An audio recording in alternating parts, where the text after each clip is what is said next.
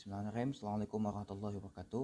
Perkenalkan Bapak dan Ibu, nama saya Fendi Agus Syaputra. Pada kesempatan kali ini akan mempresentasikan terkait dengan skripsi yang telah saya kerjakan, yakni yang berjudul Motif Keluarga Tetap Melaksanakan Program 1821 Pemerintah Kota Padang. Nah, penelitian ini dilakukan berdasarkan pertimbangan dikarenakan pentingnya peran keluarga, institusi keluarga di dalam masyarakat. Sebagaimana kita ketahui, keluarga merupakan sebuah institusi pertama yang akan ditemui oleh individu, di mana di dalam institusi ini kepribadian dari individu akan terbentuk, karakter dari individu ini terbentuk. Keluarga merupakan unit terkecil di dalam masyarakat yang berpartisipasi sangat besar terhadap perkembangan yang terjadi pada semua anggota keluarga. Nah, keluarga merupakan institusi pertama yang akan ditemui individu, yang dimana di dalamnya menjadi tempat proses pertama dilaksanakannya penanaman nilai dan norma, sehingga individu tadi bisa berkembang di dalam keluarga tersebut seperti apa yang diharapkan oleh masyarakat sesuai dengan nilai dan norma yang berlaku. Mengingat pentingnya hal ini, tentu semua elemen di dalam masyarakat itu memiliki tanggung jawab, memiliki peran untuk melakukan pembinaan dan penjagaan terhadap keluarga, menjaga bagaimana keluarga ini bisa menjalankan fungsinya dengan baik, termasuk di dalamnya adalah pemerintah. Pemerintah juga memiliki peran dan tanggung jawab di dalam hal ini untuk menjadikan bagaimana keluarga tersebut dapat berjalan dengan fungsinya dengan baik. Nah, mengingat hal ini, berdasarkan hal tersebut, pemerintah melalui PP nomor 21 tahun 1994 tentang penyelenggaraan pembangunan keluarga sejahtera mengamanatkan keluarga harus dibina dan dikembangkan kualitasnya agar bisa terwujud keluarga sejahtera dan menjadi sumber daya efektif bagi pembangunan nasional. Nah, berdasarkan PP ini tentu dapat kita tarik kesimpulan bahwa semua elemen pemerintah itu bertanggung jawab terhadap pembinaan keluarga, termasuk di dalamnya adalah pemerintah kota dan kabupaten. Nah, pemerintah kota dan kabupaten di sini termasuk pemerintah Kota Padang memiliki tanggung jawab terhadap pembinaan keluarga gitu. Sehingga akhirnya pemerintah Kota Padang pada tahun 2017 pada peringatan Tahun Baru Islam pada saat itu meluncurkan sebuah program yang disebut dengan program 1821. Program 1821 ini pertama kali diimplementasikan pada tahun 2019, dilaksanakan pertama kali pada tahun 2019. Nah, apa itu program 1821? Program 1821 merupakan sebuah program yang diluncurkan pemerintah Kota Padang yang berisi sebuah rangkaian kegiatan atau aktivitas yang harus dilakukan oleh anggota keluarga pada saat jam 18.00 hingga 21.00. Makanya disebut dengan program 1821. Rangkaian aktivitas tersebut bisa dikategorikan seperti pertama ibadah bersama, yakni seperti sholat maghrib dan isya berjamaah, membaca Al-Quran, menghafal Al-Quran dan sebagainya, dan juga kegiatan-kegiatan yang sifat interaksi intens antar keluarga seperti makan bersama, berdiskusi, mendampingi anak belajar, dan sebagainya. Nah, itu dilakukan pada rentang 18.00 sampai jam 21.00 malam gitu dilaksanakannya. Nah, program ini dilaksanakan pertama kali pada tahun 2019. Program ini dilaksanakan dengan konsep dilombakan pada saat itu mulai dari tingkat RW hingga tingkat Kota Padang. Nah, pelaksanaannya itu adalah menghasilkan 11 keluarga terbaik, di mana 11 keluarga tersebut berasal dari masing-masing kecamatan yang ada di Kota Padang. Nah, pemerintah pada saat itu memberikan hadiah bagi keluarga yang menang pada peringkat 1 dan sampai 3, itu hadiah berupa umroh gratis, dan keluarga peringkat 4 hingga peringkat 11 itu mendapatkan hadiah senilai 3 juta rupiah. Nah, program ini telah dilaksanakan pada tahun 2019 dan telah selesai dilaksanakan, dan keluarga-keluarga ini telah mendapatkan hadiah yang dijanjikan seperti umroh gratis dan uang tunai tersebut. Nah, pada tahun 2019 itu semua telah selesai dilaksanakan itu. Nah, akan tetapi peneliti setelah menelusuri menemukan fakta bahwa 11 masih ada beberapa keluarga di antara 11 keluarga terbaik ini yang masih melaksanakan program tersebut walaupun programnya telah selesai gitu. Walaupun programnya telah selesai, walaupun hadiahnya telah diberikan, tidak lagi ada pengawasan dari pemerintah, tidak ada lagi janji-janji dari pemerintah, tidak ada lagi sesuatu yang diharapkan yang bisa diharapkan dari pemerintah berupa hadiah misalnya atau materi dan sebagainya. Tapi keluarga ini masih mempertahankan program tersebut di dalam keluarganya, masih berupaya untuk mempertahankan rangkaian-rangkaian aktivitas tersebut di dalam keluarganya mulai dari jam 6 hingga jam 9 malam gitu.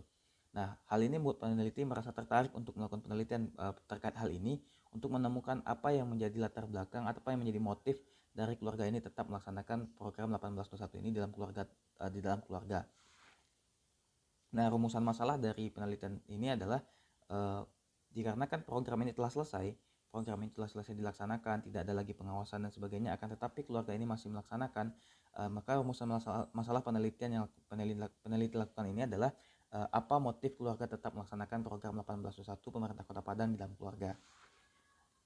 Tujuan penelitian dari penelitian yang peneliti lakukan itu ada dua, yakni tujuan umum. Tujuan umum ini adalah mendeskripsikan motif keluarga tetap melaksanakan program 1821 di dalam keluarganya. Nah, untuk tujuan khususnya, yang pertama itu mendeskripsikan because motif keluarga mempertahankan rangkaian aktivitas atau kegiatan program 1821 pemerintah Kota Padang. Yang kedua, mendeskripsikan in order to motif keluarga tetap melaksanakan atau mempertahankan rangkaian kegiatan program 1821 pemerintah Kota Padang. Nah, manfaat penelitian yang dilakukan adalah pertama dari segi aspek akademis. Penelitian ini diharapkan mampu sebagai sebuah upaya pengembangan ilmu, sumbangan pemikiran bagi disiplin ilmu sosial, khususnya sosiologi, lebih khusus lagi pada prodi atau fokus sosiologi keluarga, dan juga sebagai sumbangan bagi referensi bagi jurusan sosiologi ke depannya. Yang kedua, dari segi aspek praktis, penelitian ini peneliti harapkan dapat menjadi acuan bagi instansi terkait seperti pemerintah dan juga bagi institusi keluarga nantinya. Selanjutnya yakni adalah tinjauan pustaka. Tinjauan pustaka pertama terkait dengan program 1821 pemerintah Kota Padang. Nah, seperti yang setelah peneliti jelaskan sebelumnya, program 1821 ini merupakan program yang dicanangkan oleh pemerintah Kota Padang awalnya pada tahun 2017 dan pertama kali dilaksanakan pada tahun 2019. Nah, program ini dilaksanakan mulai dari jam 6 sore atau 18.00 hingga jam 21.00 atau jam 9 malam dengan konsep keluarga itu harus berinteraksi, beraktivitas mulai dari jam 6 seperti beribadah bersama, persiapan sholat maghrib, pelaksanaan makan bersama setelah itu misalnya, atau beribadah seperti membaca Al-Quran dan sebagainya, dan juga dilanjutkan dengan sholat isya berjamaah, dan nanti dilanjutkan juga dengan mendampingi belajar dan kegiatan-kegiatan lainnya. Dan salah satu catatan yang penting pada saat itu adalah tidak diperbolehkan ada alat-alat elektronik seperti TV, handphone, dan sebagainya yang mengganggu aktivitas atau interaksi keluarga dari jam 6 sampai jam 9 malam. Nah, program ini sudah dilaksanakan pada tahun 2019 dan telah selesai pada tahun 2019 tersebut. Dilaksanakan dan menghasilkan 11 keluarga terbaik yang mewakili masing-masing kecamatan yang ada di Kota Padang. Selanjutnya yakni tinjauan sosiologi. Nah, tinjauan sosiologi di sini peneliti menggunakan dalam penelitian ini peneliti menggunakan paradigma definisi sosial, lebih khususnya terfokus pada teori fenomenologi yang dikemukakan oleh Alfred Schutz. Nah, di dalam penelitian ini peneliti mencoba menggunakan teori fenomenologi dengan pertimbangan bahwa fenomenologi merupakan ilmu yang berorientasi untuk mendapatkan penjelasan tentang realitas yang tampak. Fenomenologi menghubungkan antara pengetahuan ilmiah dengan pengalaman sehari-hari dari kegiatan di mana pengalaman dan pengetahuan ini berasal. Konsep ini mendasarkan tindakan sosial pada pengalaman, makna, dan kesadaran. Nah, teori fenomenologi Alfred Schutz ini mengatakan bahwa terdapat hubungan antara pengetahuan dan perilaku manusia. Menurut Schutz, tindakan subjektif para aktor tidak muncul begitu saja, akan tetapi melalui ada proses pertimbangan, ada proses evaluasi terlebih dahulu dengan kondisi sosial, ekonomi, budaya, dan norma etika, agama, dan sebagainya, dengan dasar tingkat kemampuan pemahaman sendiri sebelum tindakan dilakukan. Nah, untuk terkait dengan tindakan, Alfred Schutz itu membagi dua bentuk tindakan, yakni pertama disebut dengan because motive, yang melatar belakang tindakan disebut dengan because motive, dan yang kedua itu ada disebut dengan in order to motive. Nah, because motive ini Alfred Schutz menjelaskan bahwa tindakan itu didasarkan atau dilakukan berdasarkan pertimbangan pengalaman masa lalu, pertimbangan pengalaman yang telah dilalui sebelumnya, pengalaman yang mungkin sederhananya kita sebut dengan diorientasikan pada masa lalu, sehingga mendorong individu tersebut untuk melakukan sebuah tindakan. Sementara in order to motive merupakan tindakan yang dilakukan berorientasi pada masa depan. Ada sesuatu yang ingin dikondisikan di masa depan, ada sesuatu yang diharapkan di masa depan, sehingga individu melakukan sebuah tindakan atau terdorong untuk melakukan sebuah tindakan. Nah, selanjutnya penelitian relevan yang sama atau relevan dengan penelitian yang peneliti lakukan terkait dengan motif keluarga tetap melaksanakan program 1821 pemerintah Kota Padang, yakni pertama itu penelitian yang dilakukan oleh Ilham Sabri pada tahun 2020 yang melakukan penelitian dengan judul motif peserta program Keluarga Harapan melakukan graduasi mandiri, studi terhadap keluarga graduasi mandiri PKH di Jorong Koto Tinggi, 1 Nagari Mae, Kecamatan Bukit Barisan, Kabupaten 50 Kota. Nah, penelitian yang dilakukan Ilham Sabri ini mencoba untuk mencari because motif dan in order to motif yang melatar belakangi keluarga-keluarga program PKH melakukan graduasi mandiri gitu. Nah, selanjutnya penelitian yang dilakukan oleh Rizka Hidayati pada tahun 2016 yang berjudul Ta'aruf Phenomenon Talk Marriage in Pekanbaru, Studi Fenomenologi in Kader PKS. Nah, penelitian yang dilakukan oleh Rizka Hidayati ini pada tahun 2016 itu bertujuan untuk menemukan motif dan pemaknaan dalam fenomena pernikahan melalui proses ta'aruf yang dilakukan oleh kader-kader Partai PKS atau Partai Keadilan Sejahtera. Dan penelitian selanjutnya yang relevan juga dengan penelitian yang peneliti lakukan pada saat ini, yakni adalah penelitian yang dilakukan oleh Anis Nurlailiyah dan Muhammad Arif Afandi pada tahun 2015 dengan judul Pengajian Virtual, Studi tentang Motif Sebab dan Tujuan Ngaji dalam Dunia Virtual bagi Odojers di komunitas One Day One Juice. Nah, 3 penelitian ini merupakan penelitian yang relevan dengan penelitian yang peneliti lakukan pada saat ini. Nah, selanjutnya terkait dengan metode penelitian. Yang pertama yakni pendekatan dan tipe penelitian. Nah, di dalam penelitian yang peneliti lakukan ini, peneliti menggunakan pendekatan penelitian kualitatif dengan tipe penelitian peneliti deskriptif. Tujuannya adalah karena yang peneliti mencoba menjelaskan atau mendeskripsikan fenomena yang peneliti temukan di lapangan di dalam skripsi ini gitu. Selanjutnya terkait dengan informan penelitian.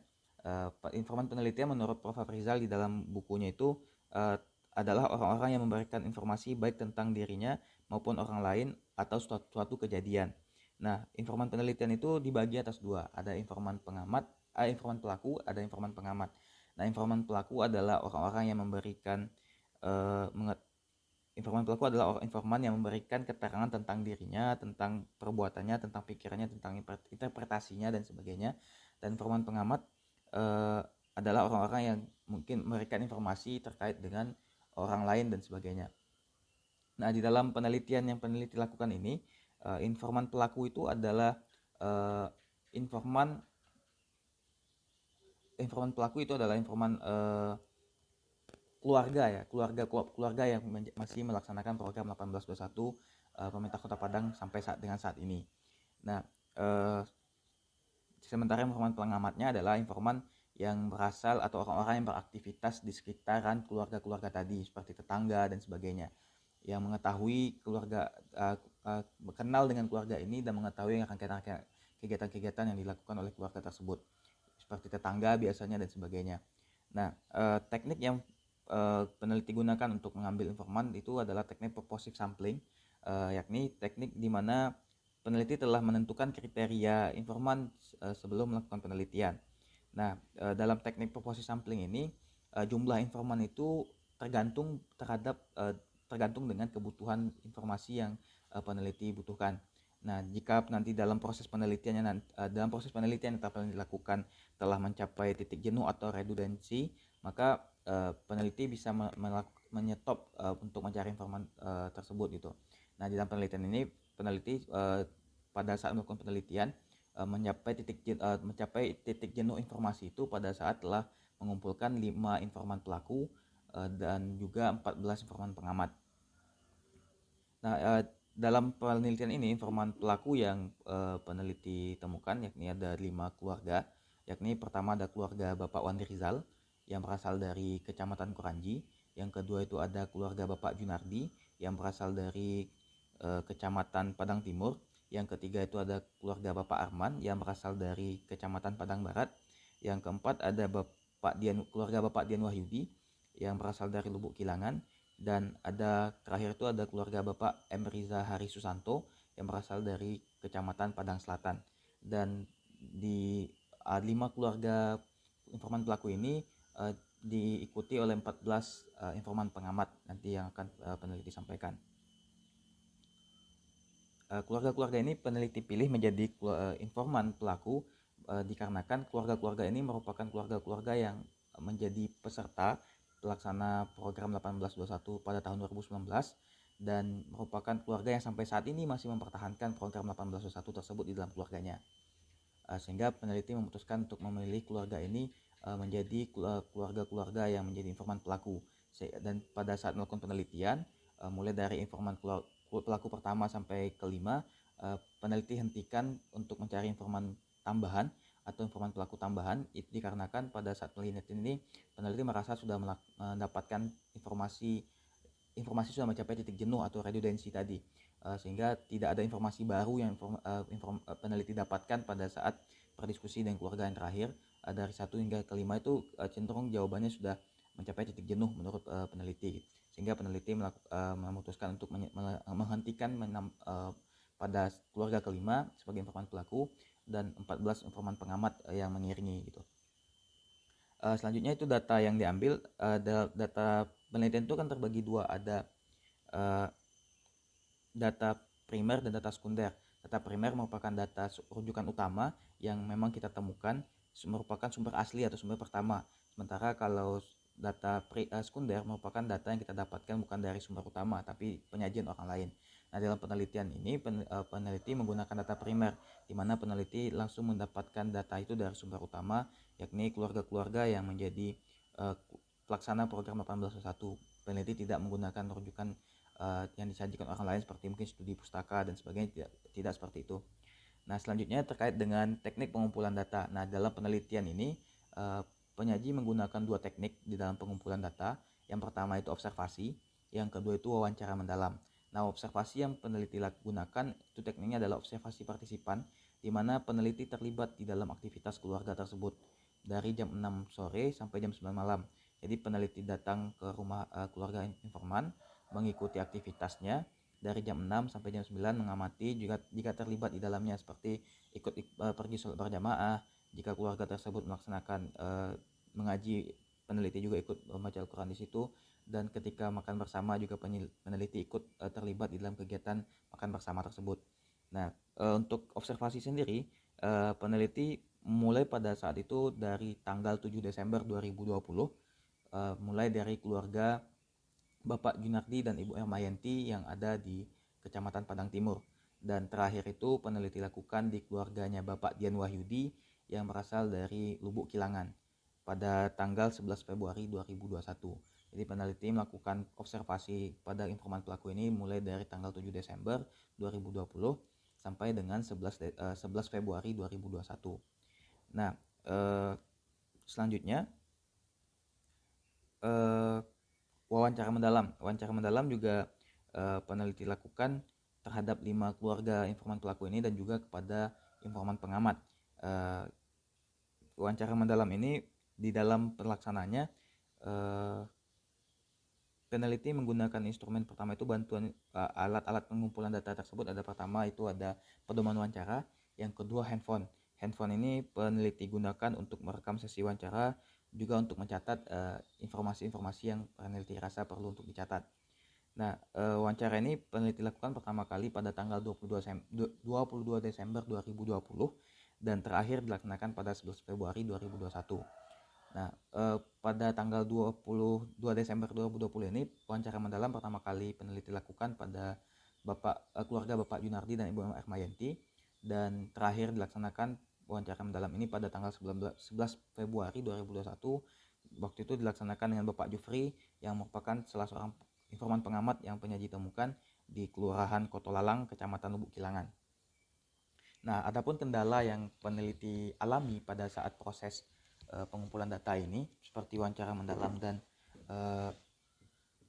observasi adalah lebih kurang disebabkan oleh pandemi COVID 2019 ini, dikarenakan pada saat pelaksanaan penelitian ini pada saat itu masih terjangkit, masih menyebar pandemi COVID-19, sehingga agak kesulitan untuk mendapatkan izin untuk melakukan penelitian seperti datang ke rumah atau pada saat bertemu dengan informan, baik itu informan pelaku dan pengamat, masih ada kekhawatiran terkait dengan pandemi COVID-19 ini. Dan juga salah satu kendala yang juga peneliti temukan adalah ada informan yang agak sungkan awalnya atau agak ingin menolak atau keberatan ketika berinteraksi dengan peneliti dikarenakan pengalaman sebelumnya. Pada saat itu pernah mengalami menjadi informan juga untuk tugas akhir salah seorang mahasiswa, tapi mendapatkan pada saat interaksi itu kurang nyaman dan merasa terganggu, sehingga pada saat itu agak sungkan menjadi informan peneliti. Akan tapi alhamdulillah bisa peneliti yakinkan dikarenakan pada saat itu peneliti turun lapangan menggunakan alma mater kampus Universitas Andalas, dan juga setelah itu peneliti menunjukkan surat izin penelitian, sehingga akhirnya yang bersangkutan bersedia untuk menjadi informan penelitian. Kurang lebih seperti itu yang mungkin kendala yang peneliti alami pada saat penelitian di lapangan. Selanjutnya itu adalah unit analisis. Nah, unit analisis dalam penelitian ini adalah unit analisisnya adalah kelompok, yang lebih tepatnya itu keluarga pelaksana program 1821 Pemerintah Kota Padang tahun 2019. Selanjutnya analisis data. Nah, analisis data di sini pada penelitian ini peneliti menggunakan metode analisis data yang dipaparkan oleh Miles dan Hoberman, yakni menjelaskan terkait dengan 3 proses yang terdapat di dalam proses analisis data, yakni pertama itu ada tahap kodifikasi, yang kedua itu ada tahap penyajian data, dan yang ketiga itu ada tahap menarik kesimpulan. Dan Miles dan Hoberman menekankan bahwa ini merupakan sesuatu yang dilakukan secara ongoing gitu, artinya dilaksanakan mulai dari penelitian dilakukan dan dilaksanakan terus menerus berproses berjalan pada saat proses penelitian gitu, tidak pada akhir penelitian. Nah, selanjutnya itu definisi konsep. Yang pertama itu motif. Motif didefinisikan sebagai kekuatan yang ada di dalam diri individu yang mendorong individu tersebut untuk berbuat atau bertindak. Nah, yang kedua itu ada program. Program merupakan rancangan mengenai asas serta usaha dalam ketatanegaraan, perekonomian, dan sebagainya yang akan dijalankan. Dan yang ketiga itu ada definisi konsep terkait dengan keluarga. Keluarga merupakan kelompok yang terdiri dari 2 orang atau lebih yang diikat oleh ikatan darah, perkawinan atau adopsi serta tinggal bersama. Selanjutnya lokasi penelitian. Nah, lokasi penelitian yang peneliti lakukan ini itu berlokasi di Kota Padang, dikarenakan program 1821 ini merupakan program yang dicanangkan oleh pemerintah Kota Padang dan dilaksanakan di Kota Padang. Maka untuk lokasi penelitian yang peneliti lakukan ini berada di Kota Padang. Nah, untuk jadwal penelitian yang jadwal pelaksana penelitian yang peneliti rencanakan pada saat itu, dengan target penyelesaian atau ujian skripsinya itu pada tahun 2021 di bulan April. Qadarullah alhamdulillah terlaksananya di bulan Mei pada saat ini gitu. Selanjutnya itu bab 2 terkait dengan deskripsi lokasi penelitian. Yang pertama, deskripsi wilayah Kota Padang. Nah, Kota Padang merupakan ibu kota Provinsi Sumatera Barat yang berada di pantai barat Pulau Sumatera. Berdasarkan Peraturan Pemerintah Nomor 17 Tahun 1980, Kota Padang itu memiliki wilayah dengan seluas 694,96 km persegi. Artinya luas wilayah Kota Padang itu mencakup dari 1,65% dari keseluruhan luas wilayah Provinsi Sumatera Barat. Dan Kota Padang ini memiliki sebanyak 3.434 rukun tetangga atau RT, 104 kelurahan yang tersebar di 11 kecamatan.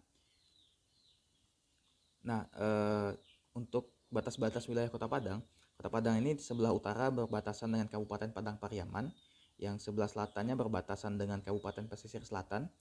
Untuk sebelah barat berbatasan dengan Samudra Indonesia, dan yang keempat itu sebelah timur berbatasan dengan Kabupaten Solok. Nah, untuk kondisi geografis, Kota Padang merupakan secara geografis itu terletak di pantai barat Pulau Sumatera dengan titik koordinat antara 0 derajat, 44 0 derajat, dan 1 derajat 0835 lintang selatan, serta 100 derajat 05 dan 100 derajat 3409 bujur timur. Nah, Kota Padang itu seperti yang dijelaskan tadi memiliki luas wilayah dengan luas 694,96 km persegi dengan Koto Tangah atau Kecamatan Koto Tangah merupakan kecamatan terluas dengan wilayah seluas 232,25 km persegi, dan Kecamatan Padang Barat menjadi kecamatan terkecil dengan wilayah seluas 7,00 km persegi. Nah, untuk topologi wilayah, Kota Padang itu memiliki 21 aliran sungai yang terdiri dari 5 sungai besar dan 16 sungai kecil. Selain itu, Kota Padang juga memiliki pulau-pulau yang tersebar di sisi pantai Kota Padang. Pulau tersebut tersebar di 3 kecamatan, yakni 11 pulau di Kecamatan Bungus Teluk Kabung, 6 pulau di Kecamatan Padang Selatan, dan 2 pulau di Kecamatan Koto Tangah. Nah, untuk pulau yang terluas itu adalah Pulau Bintangur yang merupakan pulau yang terluas dengan luasnya itu 56,78 hektar. Uh, Pulau ini berada di Kecamatan Bungus Teluk Kabung. Dan untuk pulau terkecil itu adalah Pulau Ular dengan seluas 1,38 hektar. Pulau ini juga berada di Kecamatan Kecamatan Bungus Teluk Kabung. Selanjutnya untuk kondisi demografis atau kondisi kependudukan yang ada di Kota Padang. Berdasarkan data BPS Kota Padang tahun 2019, Kota Padang itu memiliki jumlah penduduk sebanyak 950.871 jiwa, yang komposisinya terdiri dari 475.656 jiwa laki-laki dan 475.215 jiwa penduduk kelamin perempuan. Nah, untuk Kecamatan Koto Tangah menempati sebagai posisi kecamatan dengan jumlah penduduk tertinggi sebanyak 197.005 jiwa, dan Kecamatan Bungus Teluk Kabung menjadi kecamatan dengan paling sedikit jumlah penduduknya, yakni 25.415 jiwa. Nah, untuk selanjutnya itu program 1821 Pemerintah Kota Padang. Nah, program 1821 Kota Padang ini merupakan program yang diluncurkan Pemerintah Kota Padang pada tahun 2019, dilaksanakan 2019, tentang ketahanan keluarga yang dilaksanakan berdasarkan rangkaian aktivitas dari jam 6 sore sampai jam 9 malam. Aktivitasnya ada ibadah bersama, mengaji bersama, makan bersama, berdiskusi dan sebagainya, yang tujuannya adalah untuk ketahanan keluarga. Nah, program ini dilaksanakan pada tahun 2019 dan telah menghasilkan 11 keluarga terbaik yang mewakili masing-masing kecamatan yang ada di Kota Padang. Nah, selanjutnya itu bab 3 terkait dengan temuan dan analisis data. Nah, mungkin peneliti menjelaskan sedikit tentang keluarga-keluarga pelaksana program 1821 yang terlibat di dalam penelitian ini. Nah, pertama itu keluarga Bapak Junardi dan Ibu Ermayanti. Nah, keluarga Bapak Junardi dan Ibu Ermayanti ini merupakan keluarga yang berasal dari Kecamatan Padang Timur, di Kecamatan Padang Timur, lebih tepatnya di Kelurahan Andalas. Nah, keluarga Bapak Junardi dan Ibu Ermayanti ini merupakan keluarga yang menempati peringkat kedua di dalam pemeringkatan keluarga pelaksana 1821 Pemerintah Kota Padang tahun 2019 ini. Nah, di keluarga ini terdiri dari Bapak Junardi sebagai kepala keluarga yang berusia 56 tahun, berprofesi sebagai seorang petani, dan Ibu Ermayanti yang berusia 50 tahun dan berprofesi sebagai ibu rumah tangga. Mereka memiliki 3 orang anak, yakni ada Selvia Yunisega yang biasa dipanggil Pia, itu berusia 19 tahun. Ada yang anak kedua bernama Berliana Almadina yang biasa dipanggil Mbak atau Berlian, itu berusia 12 tahun. Dan ada yang anak bungsu mereka yang terakhir, Chelsea Humaira atau biasa dipanggil Cece, itu berusia 10 tahun. Nah, untuk aktivitas sendiri seperti yang disampaikan tadi, Bapak Junardi sehari-hari itu berprofesi sebagai petani dan Ibu Ermayanti berprofesi sebagai ibu rumah tangga. Sementara untuk anak tertua mereka, Selvia Yunisega, itu tinggal terpisah dengan mereka karena sudah bekerja di salah satu perusahaan yang ada di Kabupaten Padang Pariaman. Jadi tinggalnya di Kabupaten Padang Pariaman. Sementara untuk Berlian dan Cece, anak kedua dan ketiga, itu masih menempuh pendidikan. Untuk Berlian itu kelas 6 di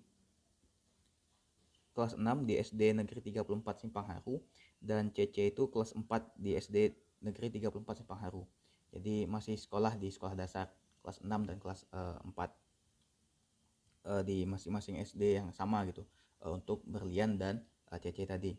Nah, keluarga Bapak Junardi dan Bu Ermayanti ini termasuk keluarga yang masih mempertahankan program 1821 ini di dalam keluarga mereka. Rangkaian aktivitas yang mereka lakukan itu mulai dari sholat maghrib berjamaah, khususnya untuk Bu Ermayanti dan anak-anak. Kalau seandainya Bapak Junardi cepat pulang dari sawah, itu beliau ikut sholat berjamaah di masjid. Kalau seandainya beliau telat, terkadang pulangnya itu sudah azan maghrib gitu, karena kan kesibukan di sawah, sehingga kadang sholatnya hanya di rumah kalau untuk Bapak Junardi. Dan setelah sholat berjamaah, mereka melanjutkan dengan aktivitas membaca Al-Quran, kadang-kadang juga untuk murojaah hafalan atau mengulang hafalan Al-Quran anak-anaknya. Nah setelah itu, dalam kalau untuk keluarga Pak Junardi dan Bu Ermayanti ini, bisa dibilang 3 kali dalam sepekan mereka menjadwalkan untuk aktivitas makan bersama setelah sholat maghribnya. Dikarenakan kesibukan yang mereka alami, jadi mereka berusaha untuk tetap melaksanakannya dengan menjadwalkan 3 kali dalam seminggu.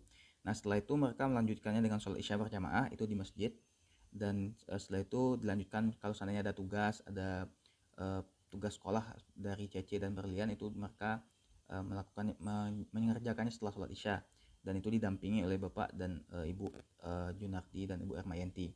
Nah biasanya setelah itu jam 9 malam, kalau tidak ada aktivitas yang lain, itu biasanya mereka langsung tidur untuk Cece dan Berlian tadi. Dan biasanya kalau tidak ada yang berkaitan dengan pembelajaran, tidak ada berkaitan dengan tugas sekolah, maka tidak diperbolehkan untuk menggunakan HP, tidak boleh menggunakan komputer juga tidak boleh menyalakan televisi. Jadi HP hanya boleh digunakan ketika memang berkaitan dengan tugas sekolah.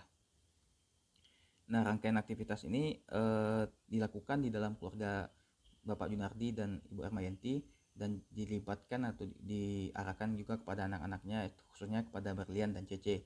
Sementara untuk Pia itu atau Selvia Yunisega, dikarenakan tinggal terpisah, itu tidak mengikuti program ini gitu, karena dia tinggal terpisah dari orang tuanya karena sudah bekerja di Kabupaten Padang Pariaman. Nah untuk pelaksanaan program ini di dalam keluarga itu dikontrol oleh Bapak Junardi dan Ibu Ermayanti, khususnya Ibu Ermayanti, karena Ibu Ermayanti lebih dominan di rumah, sementara Bapak Junardi itu lebih dominan di luar rumah, kan bekerja sebagai petani.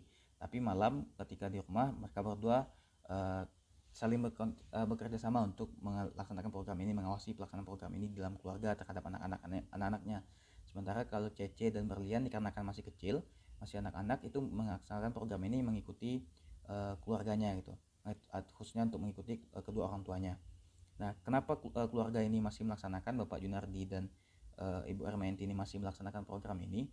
Salah satu alasannya ketika peneliti melakukan wawancara adalah dikarenakan mereka ingin menjadi keluarga atau menjadi teladan bagi keluarga-keluarga yang ada di lingkungan sekitarnya, karena mereka berpikiran bahwa dengan mendapatkan program ini dan telah mendapatkan manfaat berupa hadiah dan sebagainya, mereka memiliki tanggung jawab untuk mencontohkan program ini kepada keluarga-keluarga lain, sehingga nanti keluarga-keluarga lain ikut meniru, mengikuti aktivitas ini, dan menjadikan program ini juga terlaksana dalam keluarga mereka gitu. Jadi mereka berharap bisa menjadi contoh bagi keluarga-keluarga lainnya.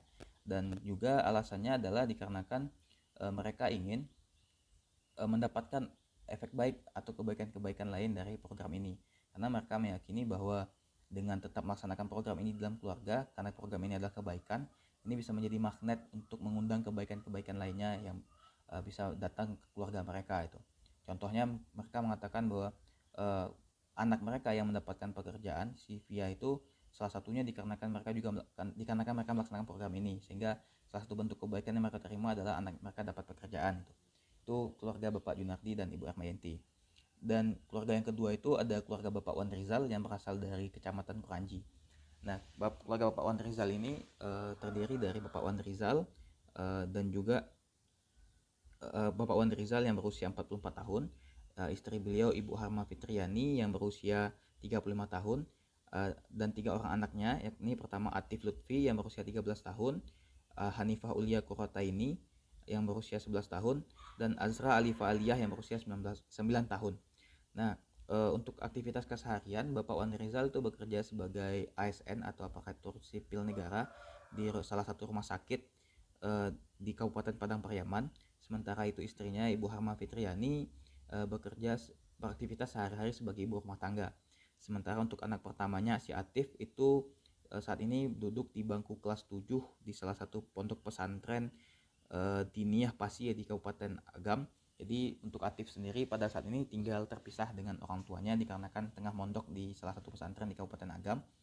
Anak kedua mereka Hanifah Ulia Qurrataini atau yang biasa dipanggil Aini, itu saat ini duduk di bangku kelas 6 SD di SD Islam Unggul Tahfiz Miftahul Huda. Dan anak yang terakhir Azra Alifa Aliyah atau yang biasa dipanggil Azra, itu pada saat ini duduk di bangku kelas 3 SD di SD yang sama dengan kakaknya Ulia atau Ulia Qurrataini tadi atau Aini tadi itu. Nah, untuk keluarga Bapak Wan Rizal ini juga termasuk keluarga yang masih mempertahankan rangkaian aktivitas di dalam program 1821 ini dan keluarganya. Nah, kegiatan-kegiatan yang biasa dilakukan oleh keluarga ini mulai dari jam 6 sore sampai jam 9 malam, dimulai dengan aktivitas sholat berjamaah, yakni dilaksanakan di musola untuk Bapak Wan Rizal. Kalau seandainya aktif lagi di rumah atau libur dari pesantren itu ikut ke musola. Sementara Ibu Harma Fitriani itu sholat di rumah dengan anak-anaknya, yakni dengan Aini dan Azra. Nah, setelah melaksanakan sholat berjamaah di masjid atau musola, itu aktivitas keluarganya adalah baca Al-Quran atau murojaah bacaan Al-Quran. Nah, setelah itu dilanjutkan dengan makan bersama. Yang peneliti ikuti pada saat itu biasanya dimulai dengan minum jus terlebih dahulu, jus buah. Itu setiap hari berbeda jusnya. Terkadang pada saat peneliti datang itu hari pertama jusnya jus mangga misalnya, pada hari kedua itu jus buah naga, dan juga ada kurma biasanya. Nah, setelah itu makan berat. Setelah makan bersama dilanjutkan dengan menunggu sholat isya. Dilakukan menunggu sholat isya itu kalau Bapak Wan Rizal biasanya ada amalan harian yang dilakukan terkait dengan ibadah. Kalau untuk Aini dan juga Azra terkadang mengerjakan tugas itu didampingi oleh Ibu Harma Fitriani, atau juga terkadang membaca Al-Quran lagi atau merojaah hafalan. Akan tetapi biasanya untuk bacaan Al-Quran ini tidak rutin setelah makan, dikarenakan untuk hafalan Al-Quran ini sudah dilakukan di sekolah, karena sekolahnya juga mengadakan program tahfiz. Jadi biasanya itu lebih ke pengerjaan tugas-tugas sekolah didampingi oleh Ibu Harma Fitriani. Nah, setelah itu dilanjutkan dengan sholat isya. Setelah sholat isya kembali berdiskusi. Biasanya kalau seandainya tugasnya belum selesai, menyelesaikan tugas, berdiskusi, ngobrol, dan biasanya ditutup dengan ya jam 9 malam itu sudah disuruh tidur anak-anaknya. Dan memang untuk aktivitas mereka itu tidak diganggu oleh televisi, karena memang awalnya mereka penjelasan Bapak Wan Rizal, mereka punya TV. Pada saat televisinya rusak itu sengaja tidak diperbaiki dan sengaja tidak dibeli lagi. Dan untuk handphone, keluarga ini punya peraturan untuk anak-anaknya itu tidak diperbolehkan main handphone kecuali di akhir pekan, jadi hari Sabtu dan Ahad. Itu hanya bolehnya 2 jam dalam sehari. Jadi dalam sepekan itu biasanya anak-anaknya hanya menggunakan HP itu selama 4 jam gitu. Sementara mereka juga tidak punya HP anak-anaknya ini. Jadi kalau ada kebutuhan HP itu hanya diperbolehkan menggunakan HP dari Bapak Wan Rizal dan Bu Harma Fitriani. Tapi pada saat pandemi semua ada perubahan sedikit terkait penggunaan HP, dikarenakan kebutuhan untuk program pembelajaran jarak jauh. Jadi HP itu boleh digunakan selain hari Sabtu dan Ahad, akan tetapi di dalam pengawasan dari Bapak Wan Rizal dan Ibu Harma Fitriani. Jadi penggunanya masih dalam pengawasan dan hanya digunakan untuk keperluan belajar dan sekolah. Dan kenapa keluarga ini masih melaksanakan pertimbangan-pertimbangan yang diberikan oleh keluarga ini dikarenakan pertama, menurut mereka program 1821 ini tidak asing bagi keluarga mereka, tidak berbeda lah dengan aktivitas yang ada di dalam keluarga mereka. Jadi kegiatan seperti sholat berjamaah, makan bersama, itu sesuatu yang sudah biasa juga dilakukan di dalam keluarga mereka.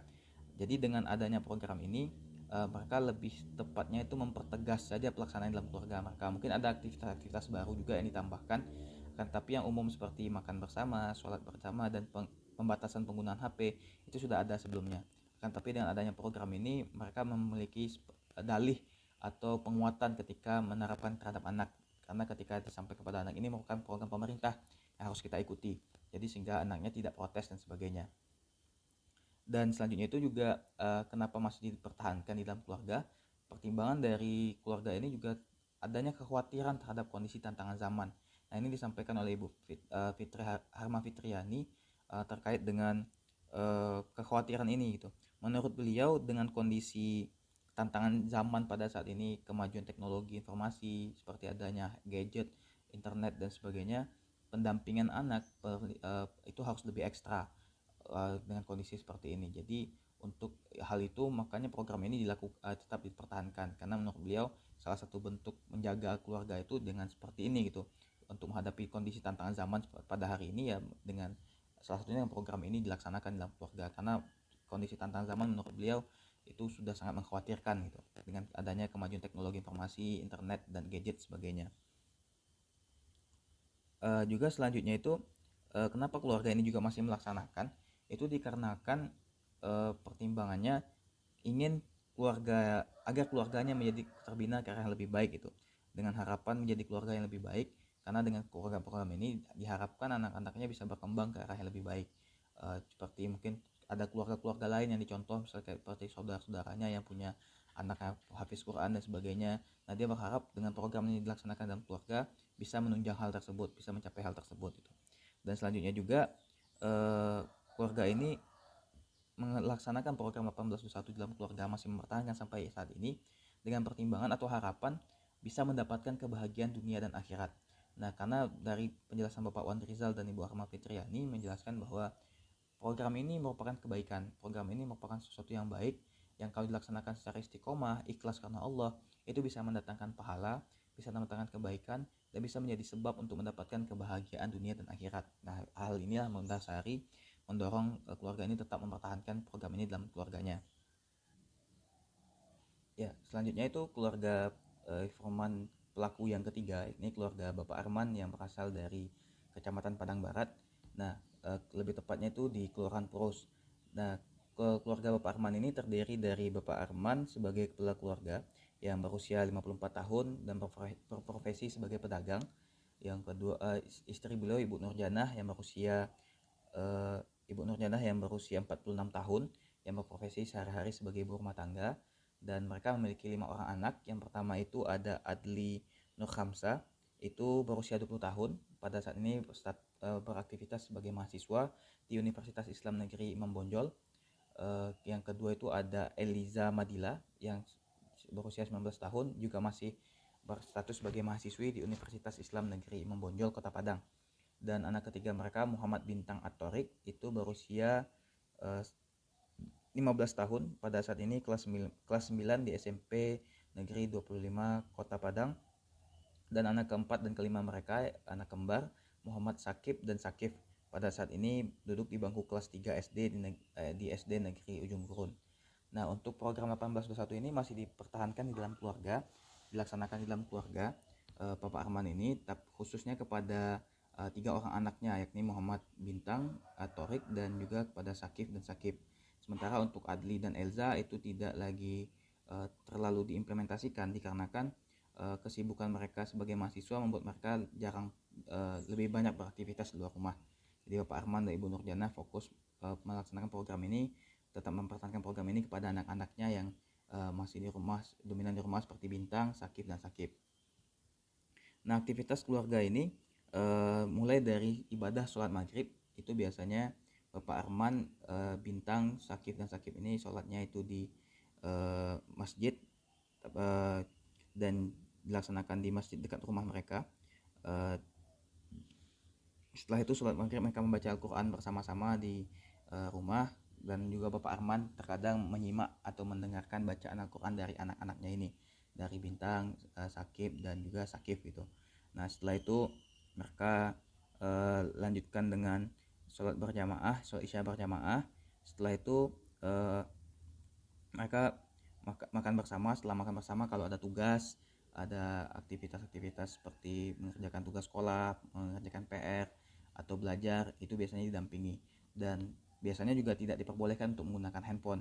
Hanya saja dikarenakan pandemi saat ini semua kegiatan pembelajaran itu ditunjang dengan handphone, maka diperbolehkan menggunakan handphone, tapi masih dalam pengawasan dari Bapak Arman dan Ibu Nurjanah sendiri. Nah, setelah biasanya belajar, itu anak-anaknya disuruh tidur, dan Bapak Arman dan Ibu Nurjanah itu pergi berjualan menggunakan becak motor di sekitaran daerah tempat tinggal mereka. Nah, untuk Bapak Arman sendiri melaksanakan program ini di dalam keluarganya, salah satu pertimbangannya dikarenakan memang tidak terlalu berbeda dengan aktivitas yang ada di dalam keluarga mereka. Ya, aktivitasnya seperti makan bersama, sholat berjamaah, ke masjid, mengaji, itu sudah biasa dilakukan. Jadi hanya mungkin berbeda dari segi urutan-urutan, dan ada beberapa kegiatan mungkin yang sedikit berbeda gitu. Hanya saja tidak terlalu berbeda sehingga tidak kesulitan untuk tetap melaksanakan dalam keluarga. Nah, itu salah satu pertimbangan kenapa program ini masih dilaksanakan. Dan juga kenapa keluarga Bapak Arman tetap melaksanakan aktivitas ini dalam keluarganya, ya dikarenakan kondisi lingkungan gitu, tantangan lingkungan di tempat tinggal mereka.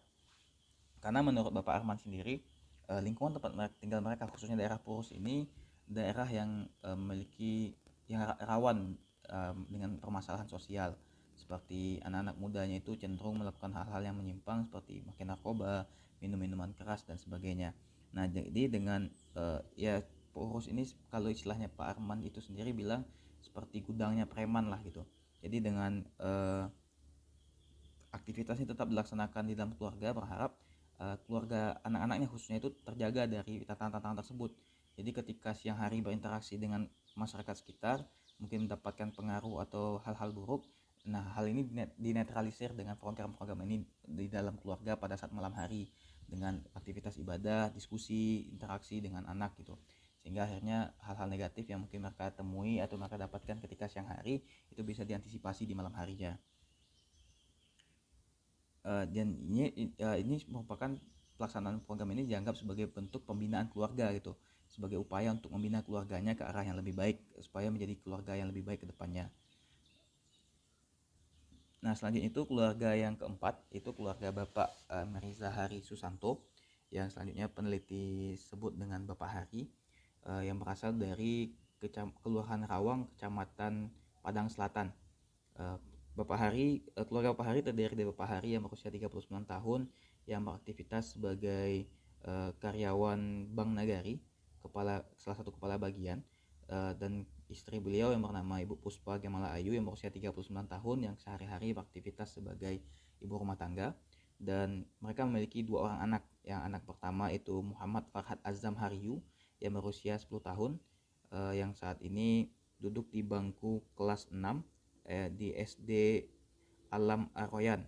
Dan yang kedua itu anaknya itu Ayas Sabita Hayuri yang berusia 9 tahun, yang pada saat ini duduk di bangku kelas 3, itu di SD Alam Aroyan juga, sekolah Alam Aroyan juga. Nah, untuk keluarga Bapak Hari ini sendiri masih melaksanakan program 1821 di dalam keluarga juga, dengan bentuk rangkaian aktivitasnya itu, kalau Bapak Hari cepat pulang dari kantor itu sholat berjamaah di masjid dengan anaknya, dengan Azam, dan Ibu Puspa dan juga Sabita itu sholat di rumah. Nah, kalau setelah selesai sholat maghrib itu biasanya diisi dengan membaca Al-Quran, murojaah atau mengulang-ulang hafalan Al-Qurannya. Nah, khususnya untuk hari Senin dan Rabu, setelah sholat maghrib itu dilanjutkan dengan aktivitas latihan pencak silat, karena di rumahnya itu ada kegiatan pencak silat kalau hari Senin dan Rabu. Tapi di luar itu biasanya dilaksanakan dengan baca Al-Quran, murojaah hafalan dan sebagainya. Nah, setelah itu dilaksanakan sholat isya berjamaah. Dan setelah sholat isya berjamaah seperti tadi, Bapak dan si Azam ke masjid, Sabita dan Ibu Puspa itu di rumah. Setelah sholat isya itu, kata Pak Hari dan yang peneliti lihat juga, itu biasanya diisi dengan family time, mendampingi belajar, berdiskusi, bercerita, itu sampai jam 9 malam biasanya. Dan setelah jam 9 malam itu anak-anaknya disuruh tidur, dan Pak Hari lanjut untuk mengurus hal-hal yang berkaitan dengan rumah tahfiz, karena beliau juga sebagai pengelola rumah tahfiz Ansarullah di rumahnya.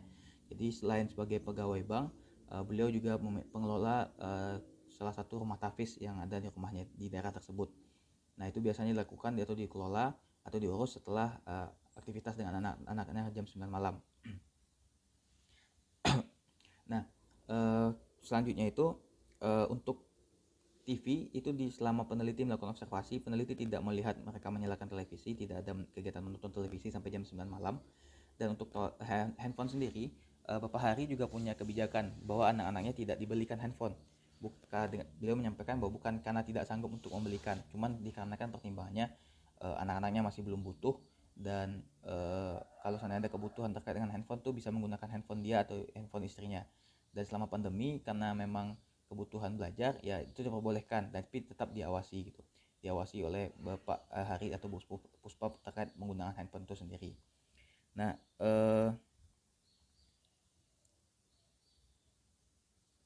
jadi terkait dengan kenapa program ini masih dilaksanakan di dalam keluarga mereka, kalau Bapak Hari sendiri menyampaikan bahwa pertimbangan-pertimbangan yang disampaikan pertama itu dikarenakan program ini tidak apa ya,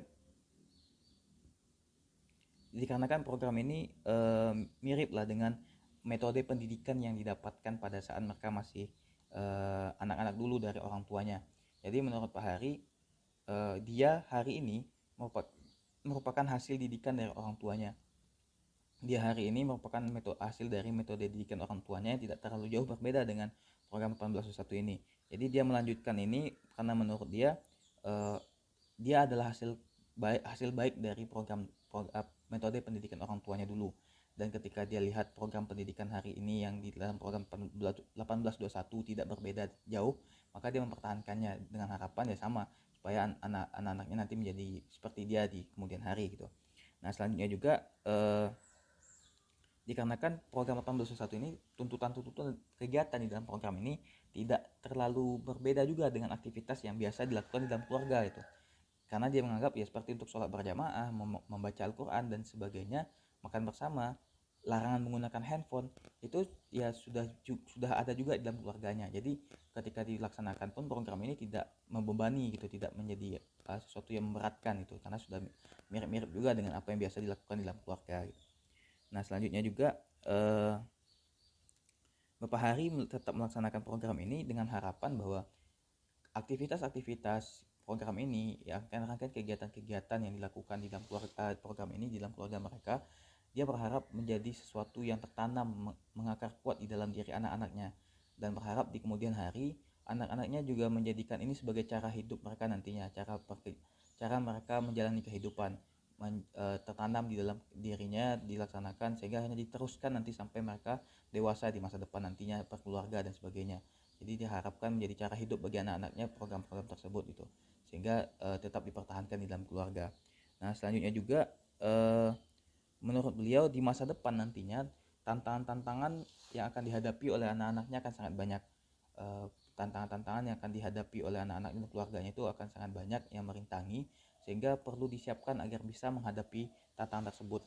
Beliau termasuk yang mengkhawatirkan banyak hal, termasuk salah satunya ketika berdiskusi dengan peneliti, beliau merasa pada saat ini sudah bahaya laten komunisme seperti munculnya PKI dan sebagainya itu sudah mulai muncul kembali, beliau sampaikan, dan kedepannya akan semakin berat tantangan-tantangan tersebut.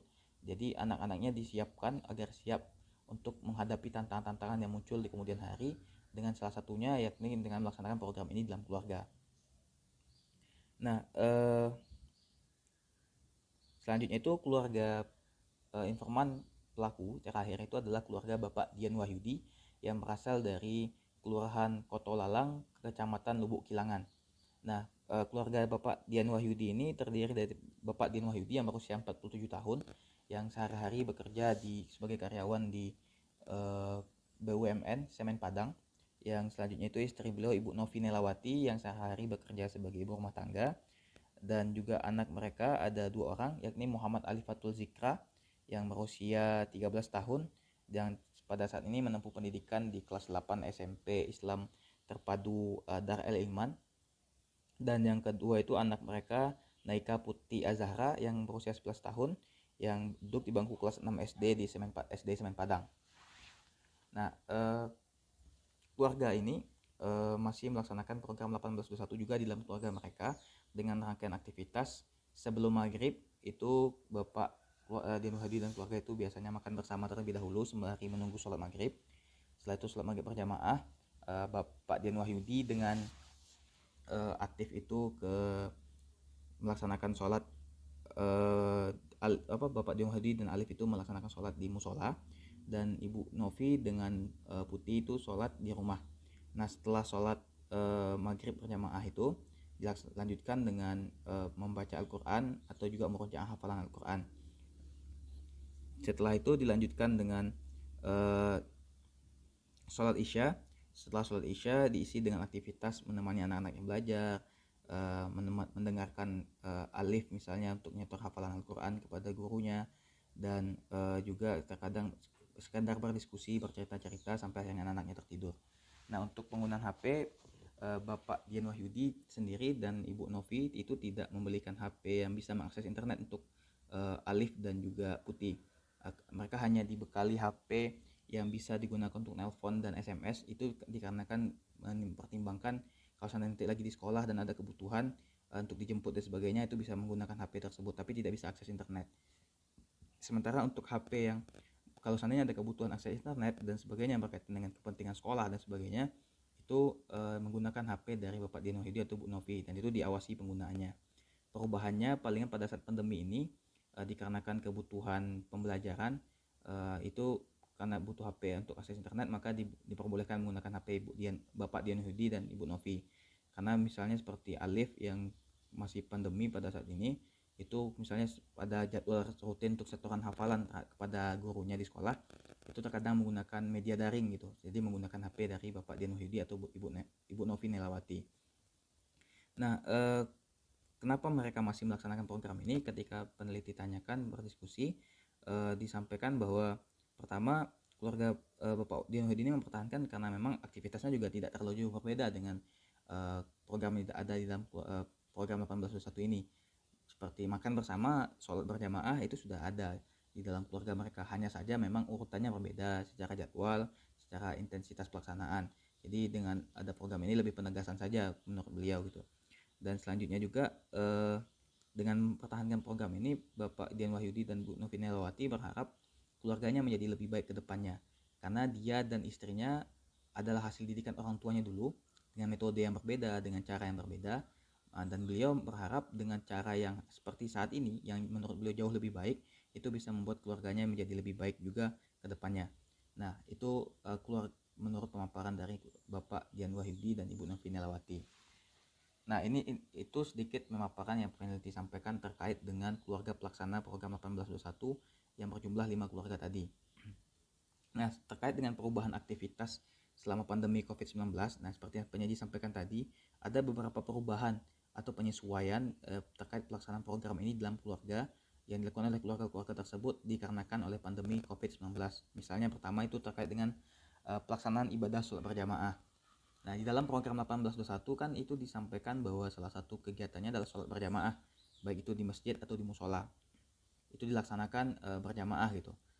Akan tetapi ketika pandemi COVID-19 hadir dan kebijakan pemerintah ada pembatasan sosial berskala besar atau PSBB, yang salah satu contohnya adalah ibadah di rumah, maka keluarga-keluarga ini juga mengikuti hal tersebut, sehingga akhirnya yang biasanya sholat berjamaah di masjid atau di musola, itu akhirnya melaksanakan sholat berjamaah itu di rumah pada saat pemberlakuan PSBB tadi.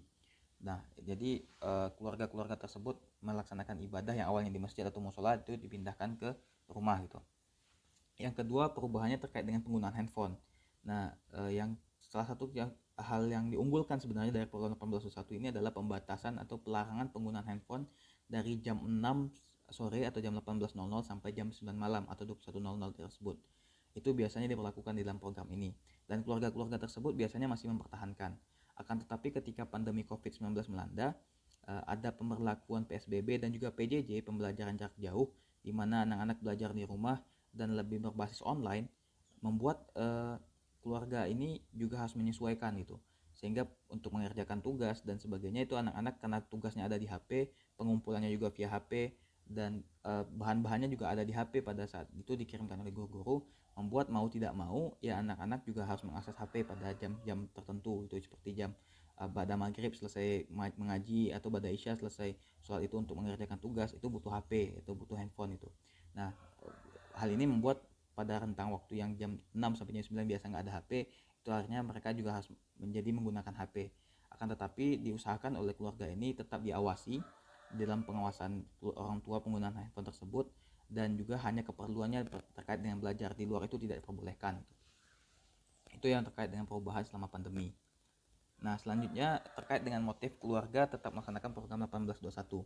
Nah, seperti yang peneliti sampaikan tadi, bahwa dalam teori fenomenologi Alfred Schutz ini dibagi dua bentuk tipikasi atau dibagi dua latar belakang yang melandasi tindakan-tindakan yang dilakukan oleh individu, yakni pertama ada because motif atau motif sebab, yang kedua itu ada in order to motif atau motif akibat, yang peneliti rasa hal ini bisa menjawab pertanyaan penelitian bahwa apa yang melatar belakangi atau apa motif dari keluarga tetap melaksanakan program 1821 pemerintah Kota Padang ini dalam keluarga mereka. Yang pertama itu ada motif sebab atau because motif. Nah, because motif ini atau motif sebab itu kan sesuatu yang dilandaskan berdasarkan pengalaman di masa lalu, sehingga membuat mereka mendorong mereka untuk melakukan tindakan di dalam keluarga gitu. Nah, pertama itu kenapa mereka melakukan mempertahankan program ini, because motifnya adalah pertama melanjutkan metode didikan orang tua di masa lalu. Seperti yang peneliti sampaikan tadi, kemiripan dengan metode pendidikan yang didapatkan ketika masih kecil di dalam keluarga mereka dengan yang ada di dalam program ini membuat keluarga ini masih mempertahankan program ini di dalam keluarga mereka gitu. Misalnya seperti keluarga Bapak Hari Riza Hari Susanto yang berasal dari Padang Selatan. Nah, beliau mengatakan bahwa dulu pada saat masih kecil orang tuanya juga memperlakukan aturan tertentu di dalam keluarganya terkait dengan aktivitas di malam hari misalnya. Contoh seperti Bapak Hari itu dulu tidak pada saat dia masih muda, pada masa dia remaja, itu kebiasaan anak-anak muda pada saat itu adalah nongkrong-nongkrong ketika habis sholat maghrib. Malam hari itu nongkrong-nongkrong, kongko-kongko gitu misalnya. Nah, menurut beliau orang tuanya pada saat itu memperlakukan aturan tidak memperbolehkan dia untuk keluar malam. Tidak diperbolehkan keluar malam, tidak boleh kongko-kongko, tapi harus ada aktivitas di rumah selama jam 6 sampai jam 9 malam, itu rentang waktu seperti itu juga yang membuat beliau akhirnya tidak ikut nongkrong-nongkrong itu, sehingga beliau terbentengi dari pengaruh-pengaruh buruk pada saat itu. Nah, dari berdasarkan pertimbangan itu, beliau melihat bahwa dia hari ini adalah hasil dari aturan seperti itu. Maka dia mempertahankan aturan tersebut di dalam keluarganya dengan ada aktivitas di malam hari yang bermanfaat yang diterapkan pada anak-anaknya, supaya di masa depan anak-anaknya juga lebih baik gitu. Karena ini mirip dengan metode didikan orang tua di masa lalu gitu. Nah, itu yang pertama. Yang kedua, motif sebabnya itu atau because motifnya adalah kondisi tantangan zaman. Nah, kondisi perkembangan teknologi, kondisi hari ini, perkembangan teknologi informasi, gadget, keberadaan internet dan sebagainya, itu menimbulkan tantangan-tantangan yang mengkhawatirkan menurut keluarga-keluarga pelaksana program ini, khususnya keluarga Bapak Wan Rizal dan Ibu Harma Fitriani, yang menjelaskan bahwa dengan kemajuan teknologi informasi yang menghasilkan tantangan-tantangan seperti zaman pada saat ini, itu membuat keluarga ini harus ekstra lebih melakukan usaha lebih ekstra untuk melindungi keluarga, untuk mendampingi keluarga, sehingga anak-anaknya itu tidak terpengaruh oleh tantangan-tantangan zaman tadi, tidak terpapar tantangan zaman tadi gitu. Nah, sehingga menurut mereka dengan melaksanakan program ini, hal ini melatar belakangi keluarga ini tetap melaksanakan program ini karena dianggap sebagai bisa mengatasi kondisi tantangan zaman tadi gitu. Nah, yang ketiga atau motif because motif yang terakhir itu adalah memiliki kemiripan dengan kebiasaan di dalam keluarga. Nah, ini disampaikan oleh beberapa keluarga di dalam penelitian ini seperti Bapak Wan Rizal, Bapak Arman, keluarga Bapak Hari Susanto, dan juga keluarga Bapak Dian Wahyudi yang mengatakan bahwa rangkaian aktivitas di dalam keluarga ini tidak terlalu jauh berbeda dengan kebiasaan yang ada di dalam keluarga mereka. Ada kemiripan di dalam aktivitasnya sehingga tidak terlalu susah untuk dilaksanakan kembali, diterapkan kembali atau dipertahankan di dalam keluarga. Karena seperti ibadah sholat berjamaah, makan bersama, mengaji setelah sholat maghrib itu sudah biasa dilakukan. Jadi hanya penegasan ulang, hanya mengubah dari segi jadwal saja dan sebagainya. Jadi tidak terlalu sulit sehingga mereka masih mempertahankannya di dalam keluarga. Itu untuk motif sebab atau because motifnya yang tergolong di dalam because motif itu. Nah, selanjutnya itu ada motif akibat atau in order to motif. Nah, motif akibat atau in order to motif ini kan sesuatu yang berorientasi pada masa depan, di mana ada sesuatu yang diharapkan atau ada sesuatu yang ingin dikondisikan di masa depan oleh individu tersebut sehingga dia melakukan tindakan.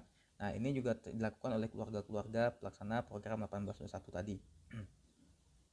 Nah, pertama, apa yang diharapkan dari tetap melaksanakan program ini adalah mereka ingin agar menjadi contoh bagi keluarga-keluarga lainnya. Nah, ini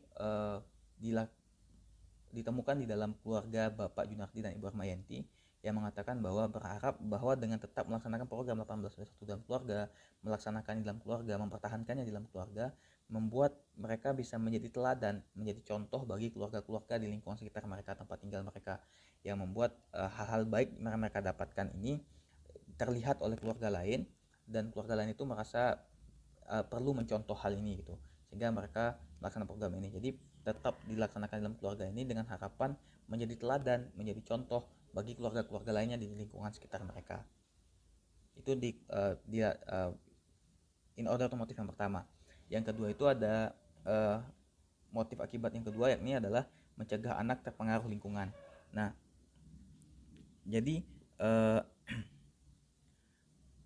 kondisi lingkungan atau kondisi tempat lingkungan tempat tinggal mereka itu juga menjadi salah satu alasan kenapa program ini masih dipertahankan di dalam keluarga.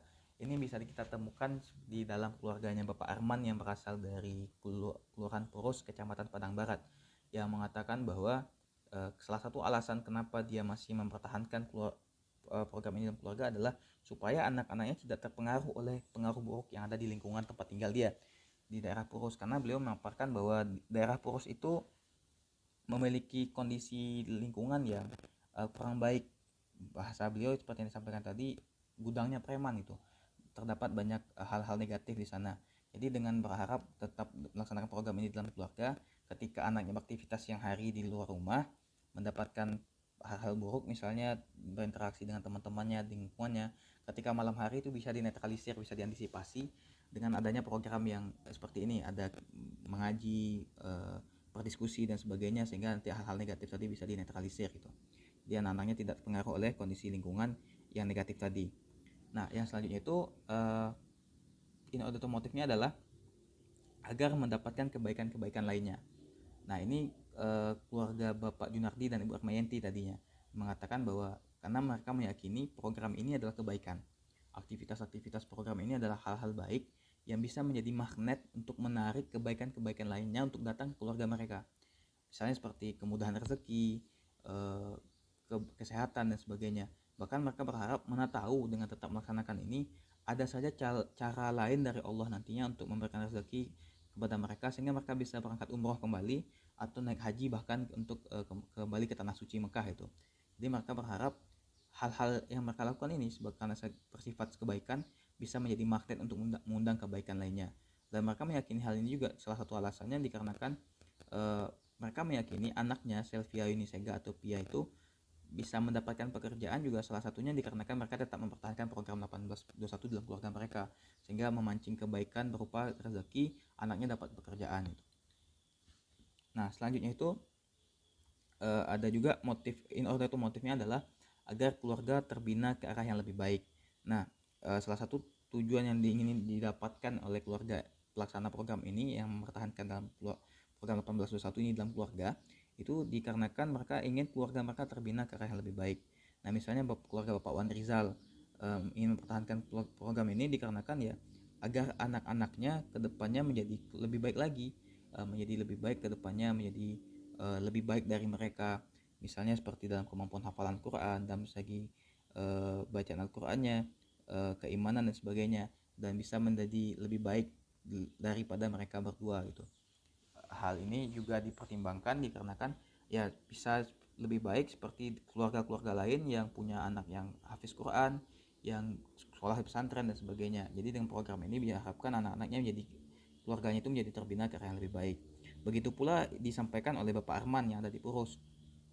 Beliau mengatakan bahwa supaya anak-anaknya menjadi lebih baik, program ini dipertahankan di dalam keluarga. Hal ini senada juga yang disampaikan oleh Bapak Dian Wahyudi yang dari Kelurahan Lubuk Kilangan itu.